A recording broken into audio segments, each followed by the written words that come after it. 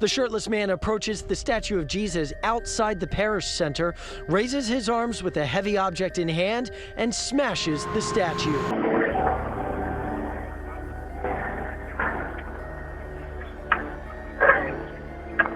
Area where there are relics of Christ's crucifixion. Another thing I want to show you is the sweet lion right there.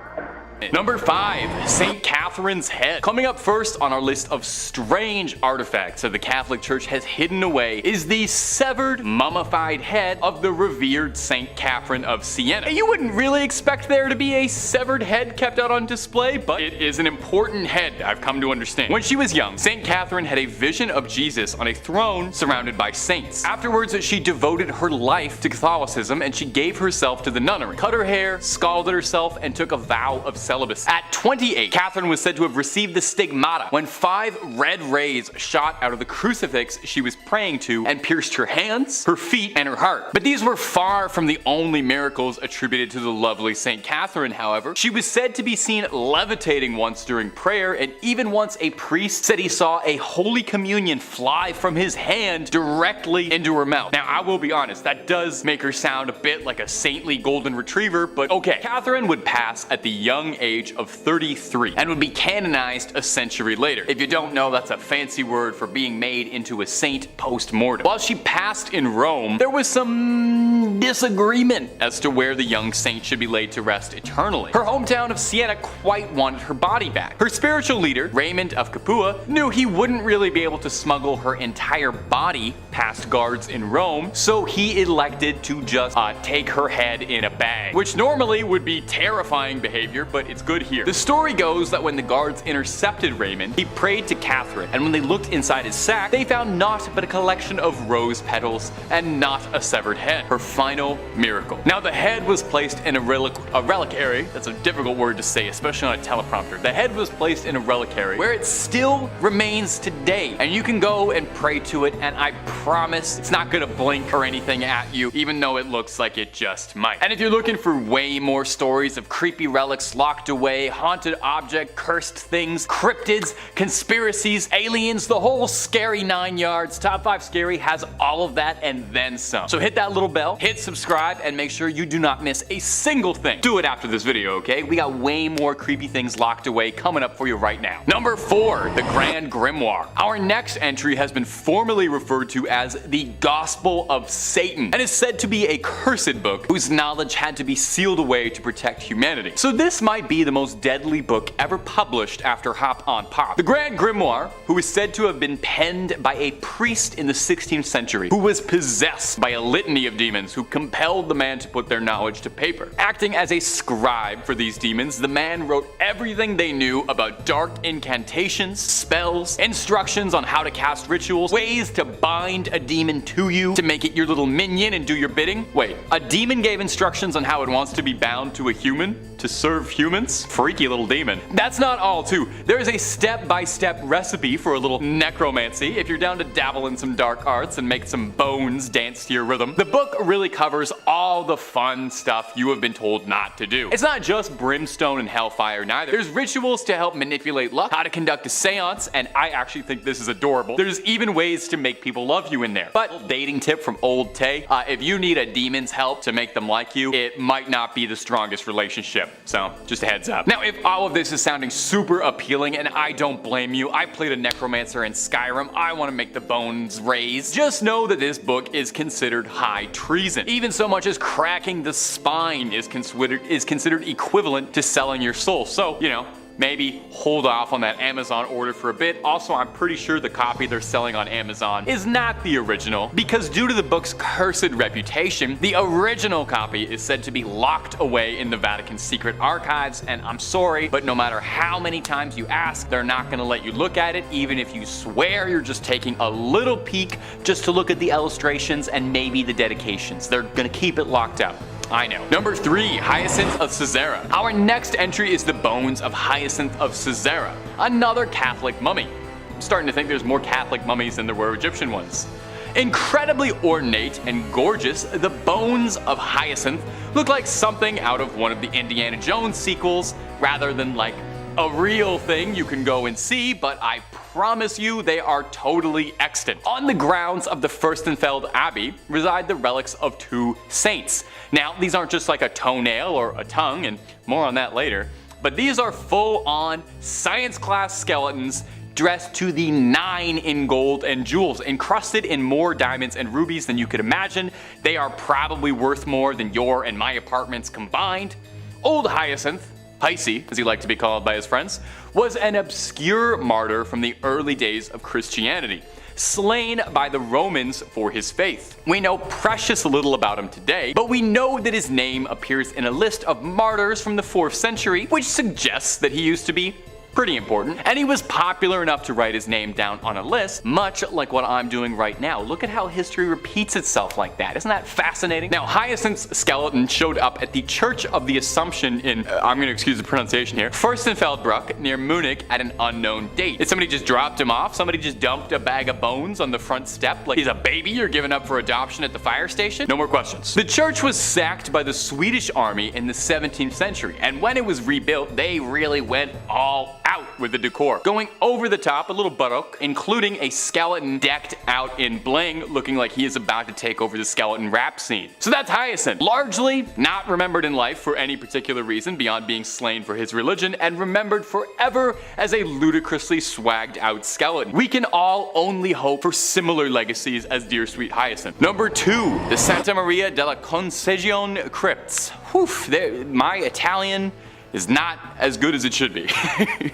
Inside the Santa Maria della Concesione crypts, as many as 4,000 friars lie here. Well, lie is probably the wrong word, as they hang here is probably a more accurate description, as these 4,000 bodies are hanging from the rafters, decorating the space of every inch of the church. Now, it might seem a bit grim or beautiful, depending on your twisted point of view. We're a scary channel, I ain't gonna judge you.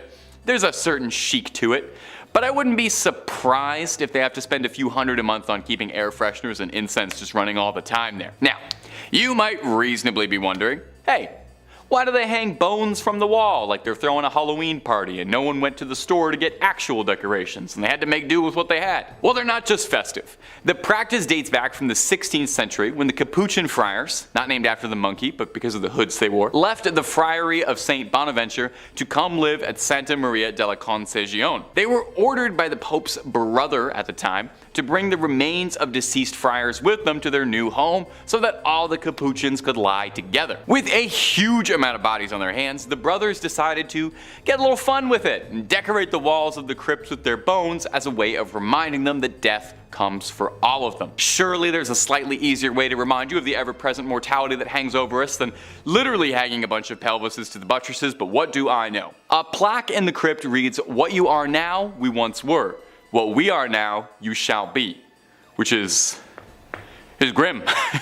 No way around it. The crypt contains a little bit of everything inside you. Crypt of skulls, lovely load of leg bones, and the star of the show is definitely the crypt of pelvises. Oh, make sure you get a photo in there. Make sure you grab a fridge magnet from the Pelvis Room gift shop. And number 1, St. John the Baptist's many heads. They say 2 heads are better than 1, which might be proof of what a great man St. John the Baptist is, because no one can seem to agree how many heads the guy actually had. The saint's head was supposedly brought back from Constantinople in 1206 by the crusader Wallen de Satan, but it seems this happened more than a few times, since 3 different shrines across the globe all claim to have the original head of St. John the Baptist, and no one's able to clear this up anytime soon. St. John was a forerunner of Jesus Christ, and the New Testament says that John was beheaded by Herod around 28 CE as a punishment for criticizing his recent divorce. Yeesh. Paintings of the beheading depicted on a silver platter, which is a nice way to get a severed head, I think. I don't know if I ever want a head delivered to me, but if I had to, I would want it on a silver platter. According to the legend, there really was a silver platter his head was delivered on that made its way to Constantinople or Istanbul, but was sold by the Crusaders in order to pay for his travels back. John's head was on display in the Amiens Cathedral up until the French Revolution, where they confiscated all church treasures, and it would eventually return home in 1816, then going all the way back to Rome from Greek monks who brought it to a shrine decorated with beautiful stained glass, one panel depicting the head on a silver platter. You think you wouldn't want to remember that? Well, here's where the trouble comes in.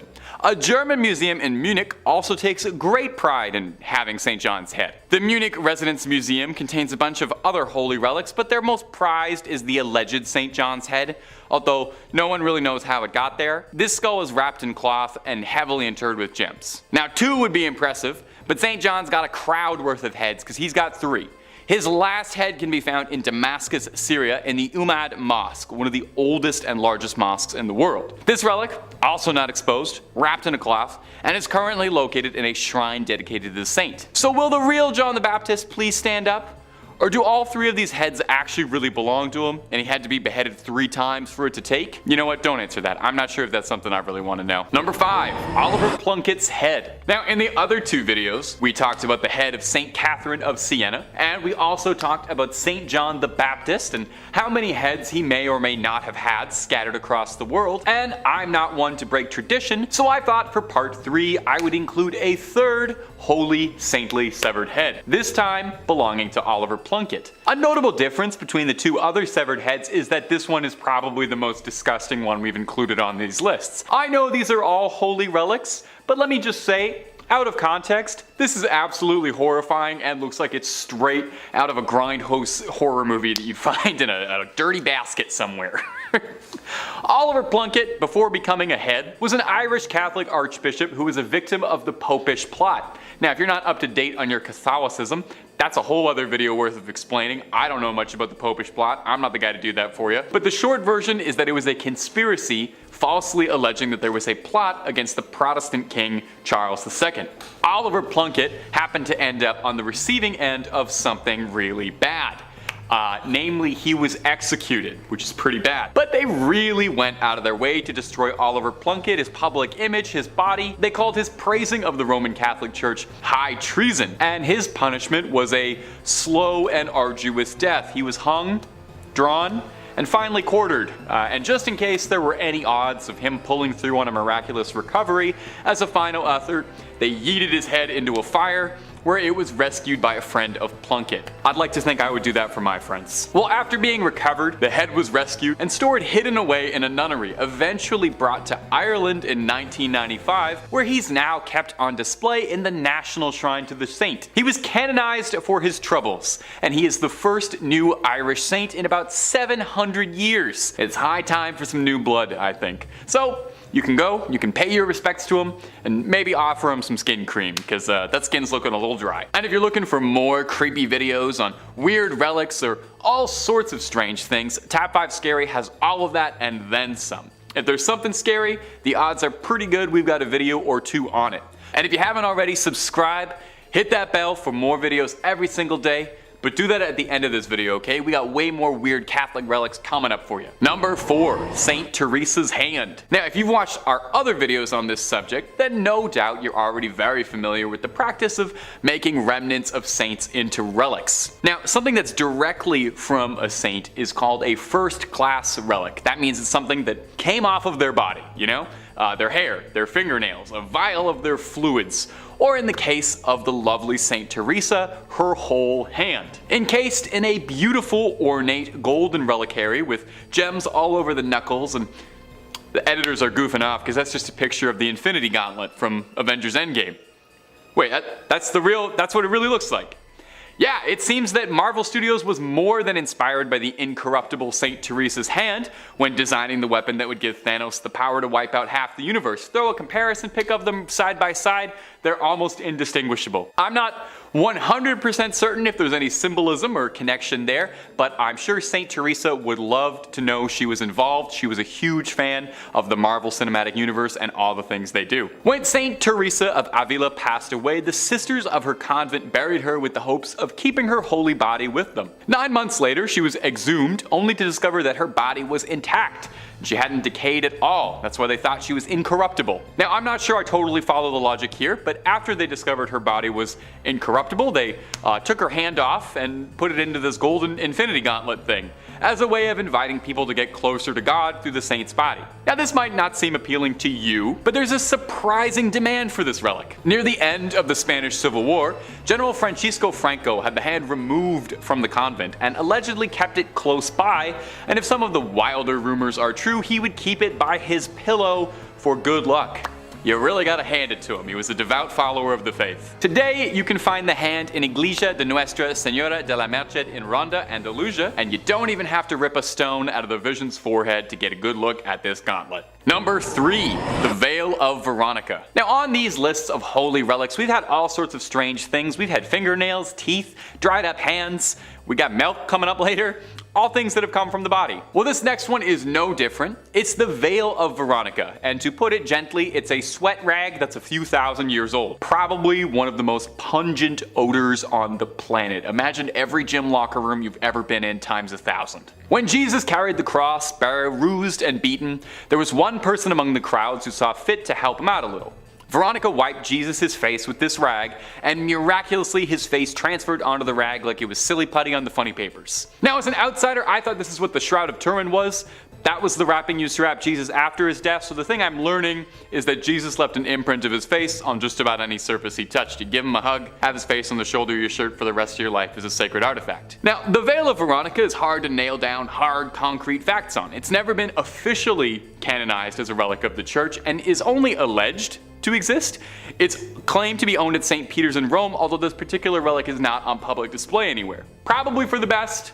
Honestly don't know if I want to see a 2,000-year-old sweat stain. The ones underneath my shirts are bad enough. Now it might sound like I'm being disparaging, referring to this relic multiple times as a sweat rag or a sweat stain, but I would like to offer this. The Latin name for the veil is sudarium. Sudarium literally translates to sweat cloth, so even the official churchly terminology for this relic acknowledges that it's just a stinky rag that has some sweat on it, but a holy stinky rag that has some sweat on it. Number 5. St. Clare's fingernails and her hair. Now some people say that fingernails and hair continue to grow after the body passes away. This is commonly repeated, but actually not true, because rather it's the skin around the fingernails retracting that gives the illusion that the fingernails are still growing.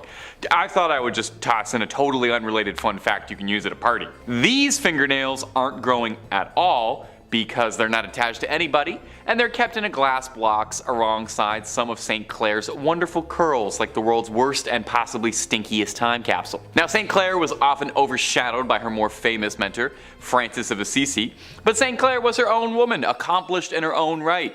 She founded her own order of nuns, the Poor Clares. Inspired by Francis's teachings when she was a teenager, she renounced the world and founded an order based on the ideals of extreme poverty and contemplation. I should probably look into this order because being extremely broke and contemplating being extremely broke is about 99% of what I do. The order spread popularity and houses of Poor Clares were established far away from her home convent in Assisi. Now it's said that part of what made St. Clare's decision to give up the worldly life so inspiring was that not only was she blessed to be born into a family of great wealth, but oh va va voom, St. Clare was a real stunner. Now, you know, the depictions we have to work with may not look like much, but they called her the first Jenner for her luscious lips and flowing locks. As proof of her devotion, Francis trimmed her beautiful extravagant hair as a physical manifestation of rejecting her former vain existence. As you can see, I'm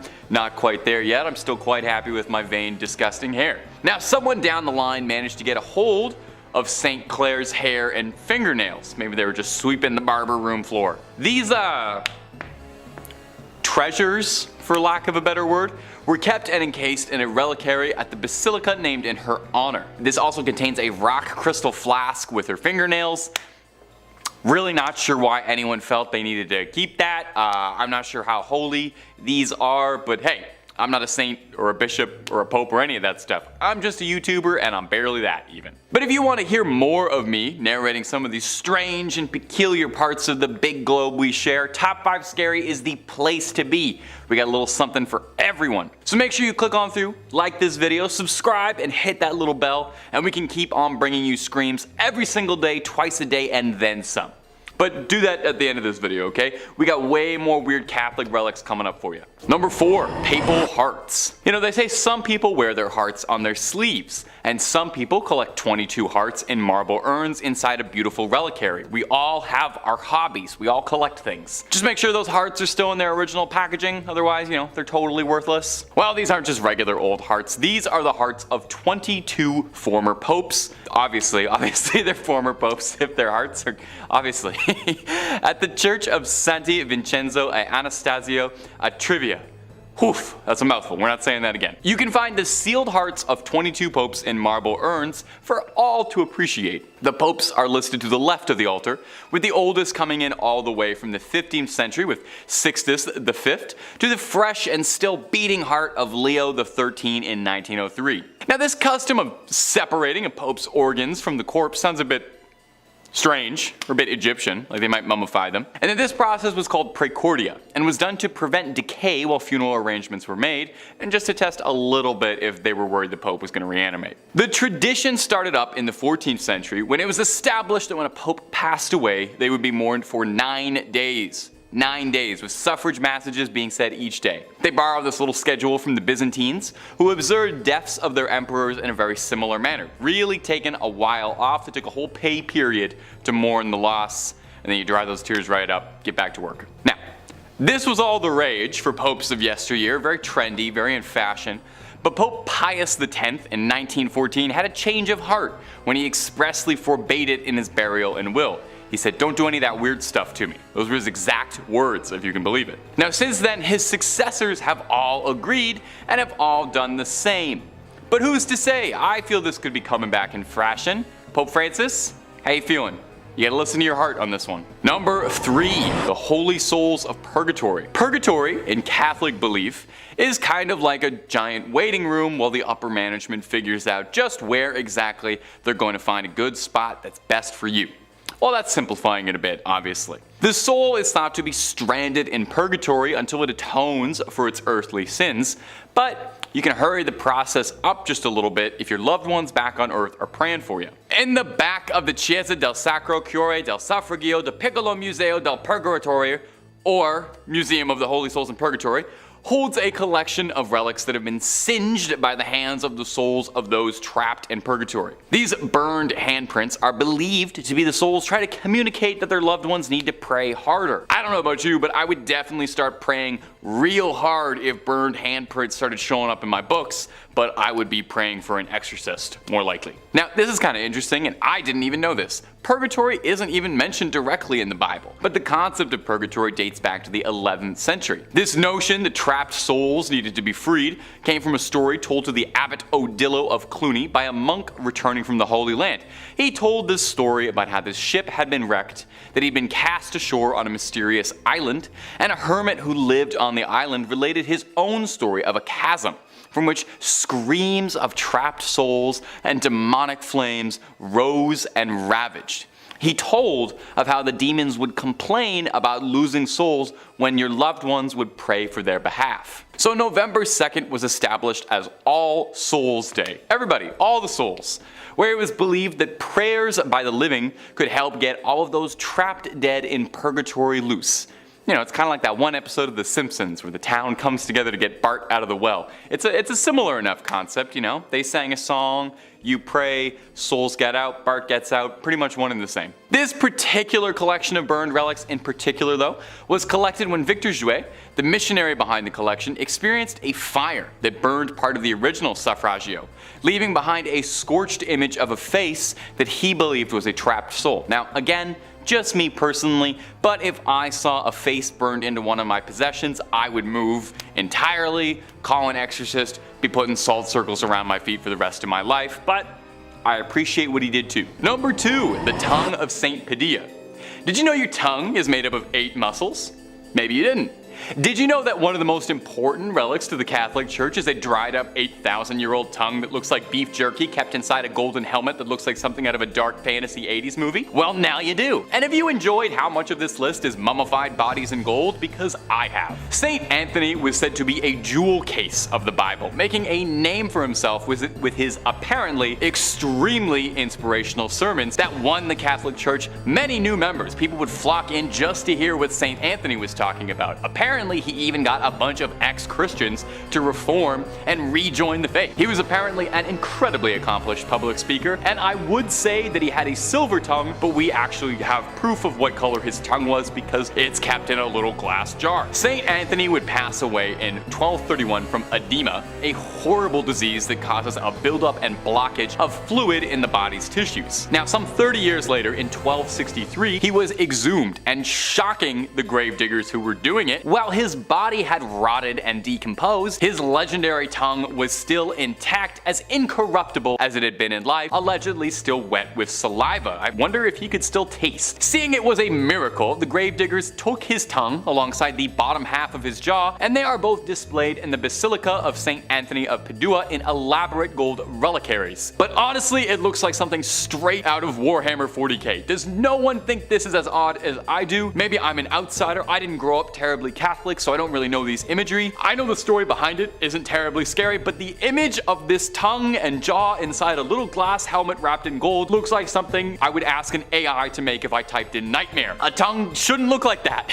And I feel like a jaw shouldn't look like that either. Am I alone in this? Am I weird for thinking this is weird? You let me know down below in the comments if maybe I just lack context on all of this. And number 1, Camillus de Lellis' heart. Camillus de Lellis was a man with a big heart full of love, never ending in generosity. We know just how big his heart is because it is kept in a glass jar and it is salted to preserve its legacy.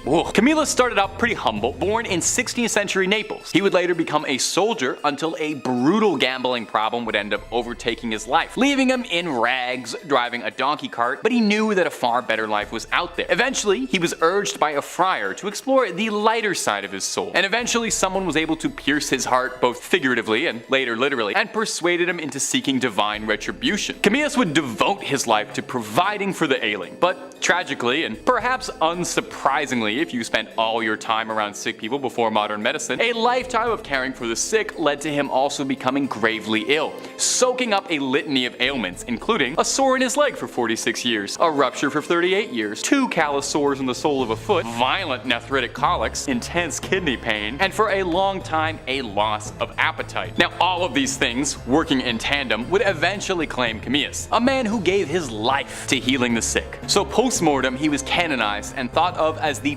patron saint of the sick. And what better way, I ask, to venerate a man famous for his ever-giving heart than to cut his heart out like he was in the Temple of Doom and start salting his heart like it was beef jerky. You can go to St. Mary Magdalene's church in Rome to go see if his heart, put a stethoscope up to it, check if it's still beating, but it's pretty dried up and tucked away behind glass where you can go and pay your respects and see if it has any life left to bestow and maybe if it'll help you out with an illness at all. Number 2, Mother Mary's milk. We're gonna do our best to get through this, I promise. Mother's Milk might be my favorite Red Hot Chili Peppers album, it's my favorite character on The Boys, and it might just be one of the oddest relics on a series of odd relics that's all the way to part 3. Took a lot of restraint to not put this in the first 2, but we're on part 3, so here it is now. As incredibly odd as it may sound, the Virgin Mary's milk is considered a relic of the Catholic Church. I hope they've been keeping that in the fridge, lest it spoils. Does holy milk spoil? Is everything I've said in this video profoundly heretical? There is a church called the Church of Milk Grotto, built outside Bethlehem. The history goes that the Madonna and Child had taken refuge in this cave, and while she was feeding, milk spilled outwards and blessed the stone of the cave, turning it completely white. Now, the church serves as a popular shrine for women who are struggling with fertility, who hope that the lasting aura and presence of the Virgin Mary will bless them. There's a legend that goes with it. Saint Bernard, the saint, not the big dog that has his tongue hanging out, was devoted to the Mother Mary. And one day, he was praying at a statue of the Madonna, and he asked it to give him some sign, some proof that she was a mother. I guess the statue has like an odd sense of humor because it sprayed milk onto Saint Bernard. Depending on the variation of the story, either his eye or in his mouth. I saw a lot of really interesting paintings depicting this scene, and editors, I hope you're having so much fun trying to find photos for this one. I am so sorry. Truly, rest in peace your search history. In the Middle Ages, vials of the milk were sold and transported all over Europe. For what purpose, I could not tell you. These days, the Church of Milk Grotto sells a limestone powder made from the stone walls of the grotto, meant to be dissolved in a drink and consumed. Kinda like Crystal Light, but it's holy milk. Probably heals all that ails, and it's a good source of calcium, perhaps. And number 1, the Holy Preuse. This is gonna be the one that takes the channel down. You have no idea the restraint it's taken me to only be bringing this up now in part 3 of Strange Relics. This is probably the strangest relic of them all. We'll do our best to discuss this with reverence and also somehow figure out how to stay within content guidelines. Editors, best of luck. When Jesus was born, on his 8th day, a small piece of his skin was removed in a traditional ritual performed on Jewish men when they're born. Okay? Are you sort of following along with what I'm saying here? This particular part of the body that I can't quite mention that was removed at birth was an immensely holy relic to the Catholic Church called the Holy Preuse. Now, the very bizarre part regarding the history of the Holy Preuse isn't just that it exists at all, it's how much trouble one bit of skin would cause. You see, the Preuse first pops up in the year 800, when Charlemagne gave it to Pope Leo III on December 25th, making it one of the oddest Christmas gifts ever given in human history. From here, it stayed until 1527. Now, when Rome was sacked, a German soldier stole the Preuse and tried to keep it for himself, until it was eventually recovered again and became the centerpiece of the village of Calcutta, where it was seen as the most exciting thing to happen in a while. It was like a celebrity showed up to the village. It was this great, big, important deal. They had a part of the body of the Savior. All manner of miracles are reported to have been the result of the Holy Preuse. However, several other churches, villages, priests all claimed that they had the true Holy Preuse, and any other ones you might have heard of out there were false. This problem became rampant, and in the early 1900s, the church wanted to wash their hands of the Holy Preuse entirely and outright forbade any discussion of it in church matters. It was actually an excommunicable offense to so much as bring up the Preuse, meaning this video is pure heresy. In 1983, the Preuse was stolen from the church in Calcutta. Where is it now? Where did it go?